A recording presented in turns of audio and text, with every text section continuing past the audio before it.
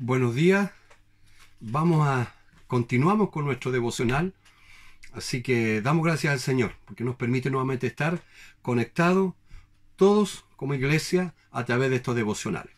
Hoy vamos a meditar en un aspecto que Pablo pudo ver que estaba ocurriendo en la iglesia de Éfeso. Estaba ocurriendo una división. No nos gusta la división, pero a veces ocurren divisiones dentro de la iglesia.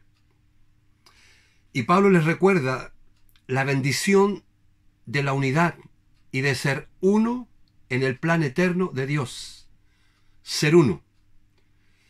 Esa es la mayor bendición, el cual nosotros tenemos que entender que el plan y el propósito eterno de Dios es reunir todas las cosas, juntar todas las cosas, ¿ya?, bajo la cabeza que es Cristo. Y también juntar a todos los seres humanos y todas las naciones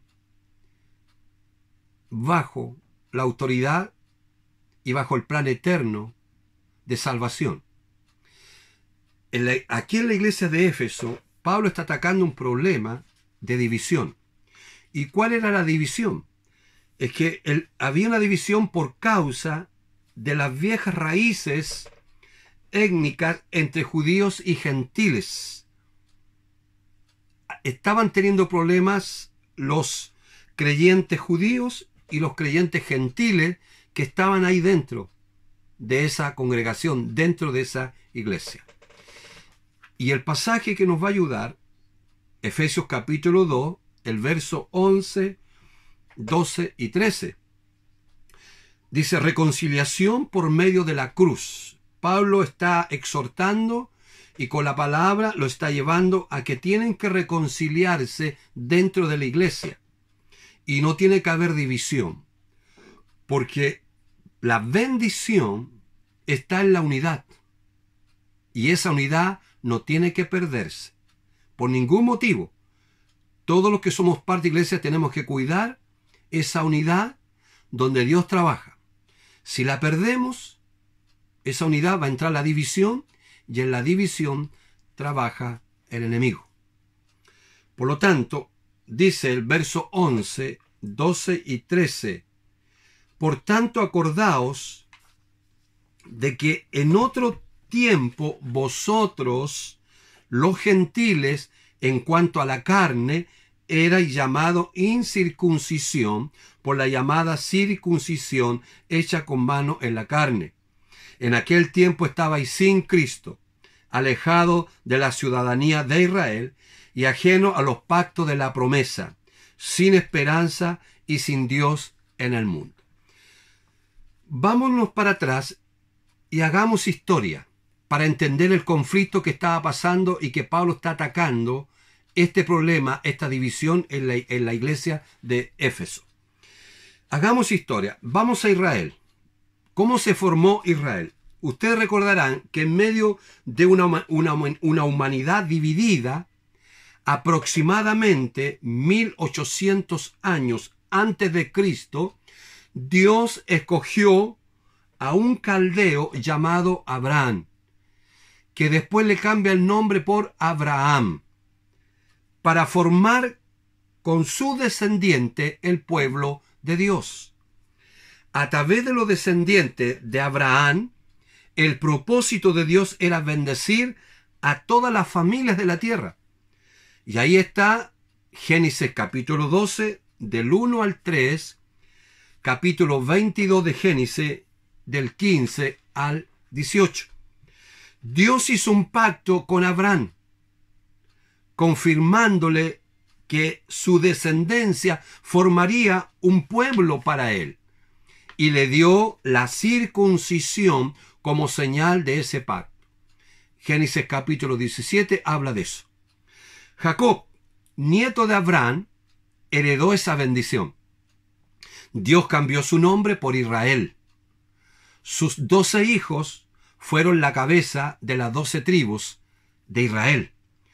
Cuando hubo hambre en Canaán, Jacob, con toda su familia, se estableció en Egipto. Después de 400 años, esa familia llegó a ser un pueblo de aproximadamente 2 millones de personas, bajo la esclavitud del faraón de Egipto. Por medio de Moisés, Dios libró a su pueblo de aquella nación con grandes señales y prodigios. En el desierto de Sinaí, Dios le dio la ley, los 10 mandamientos, el sacerdocio, el tabernáculo, los sacrificios y el culto. Y Dios hizo pacto con este pueblo, los estableció y organizó como nación. Después de 40 años los introdujo a la tierra de Canaán. A través de sus profetas, Dios prometió muchas cosas positivas para el pueblo de Israel. Pero Israel con mucha frecuencia fue infiel a Dios.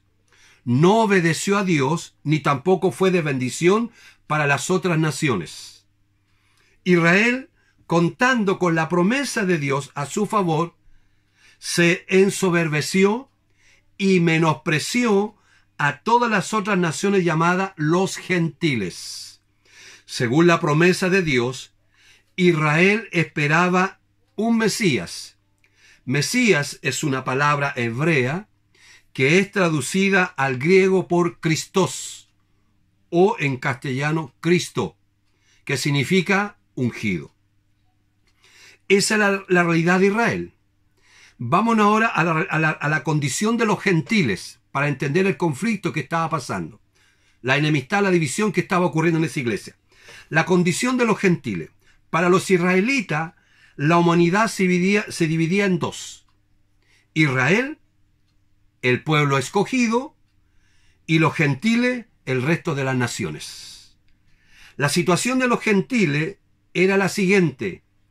Eran incircuncisos, es decir, gente que no pertenecía al pueblo de Dios, estaban sin Cristo, es decir, sin la esperanza de un Mesías, alejados de la ciudadanía de Israel, ajenos a los pactos de la promesa, sin esperanza, sin Dios en el mundo.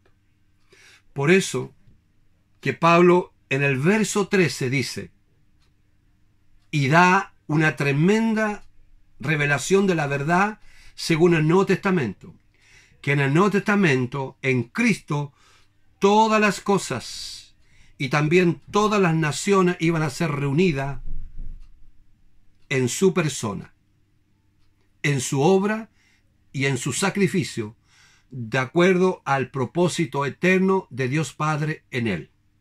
Ya no iban a ser más naciones, solo una nación, con la posibilidad de poder alcanzar la salvación.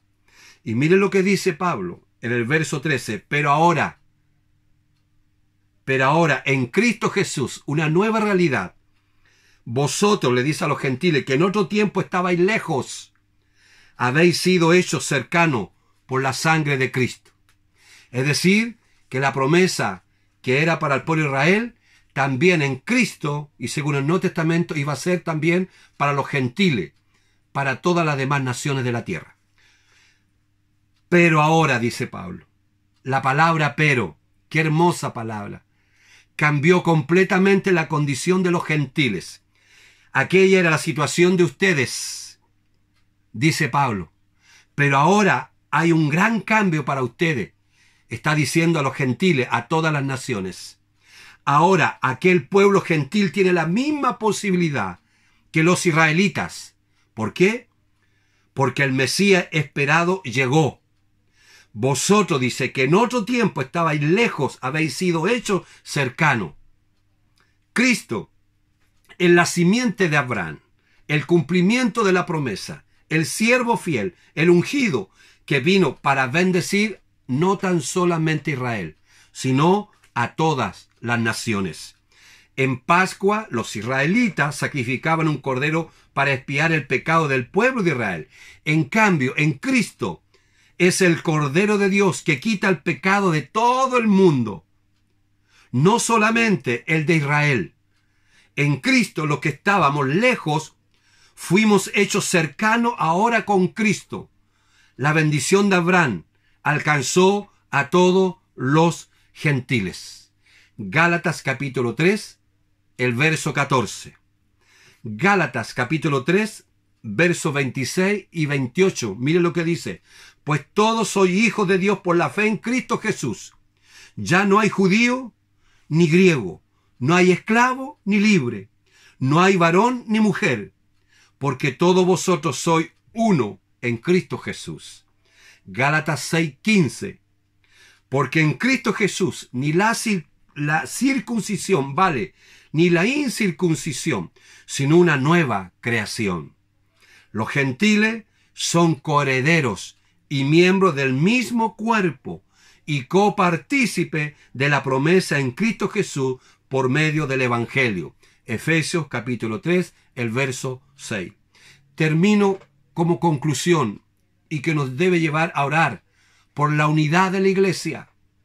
Oremos por la unidad de la iglesia, que seamos uno, así como en Cristo Dios Padre unió a Israel con todas las naciones, y el mismo privilegio y la misma oportunidad tenemos para entrar en el eterno propósito que Dios Padre se trazó en la persona de su Hijo Jesucristo.